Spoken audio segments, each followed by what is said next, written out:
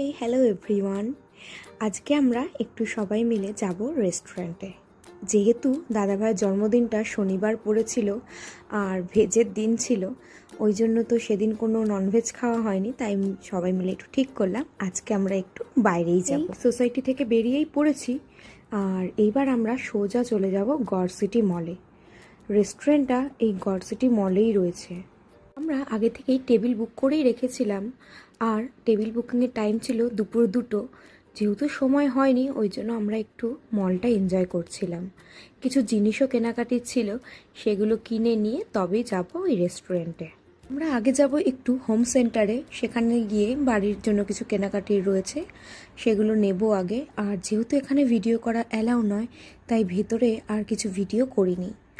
চলে এসেছি এবার ইয়েলো চিলির সামনে, যেটা মিস্টার সঞ্জীব কাপুরের খুব ভালো রেস্টুরেন্ট। আমি যখন প্রথমবার দাদাভাইয়ের বাড়িতে এসেছিলাম, দাদাভাই এখানেই নিয়ে এসেছিল। দারুণ, এখানকার সমস্ত ডিশগুলো ভালো, কোনটা ছেড়ে কোনটা খাবো সেরকম একটা বিষয়।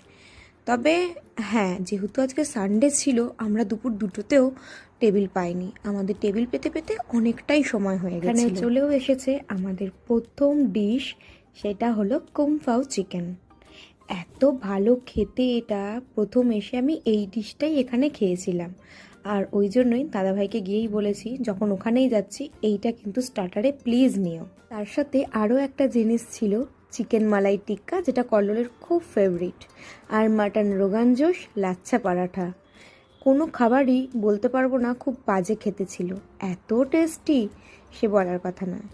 যাই হোক, এখানে আমাদের সমস্ত ঘুরে ঘাড়ে আমরা যাচ্ছিলাম একটু, আমার নিজেদের কিছু কেনাকাটি ছিল সেইগুলোর জন্য।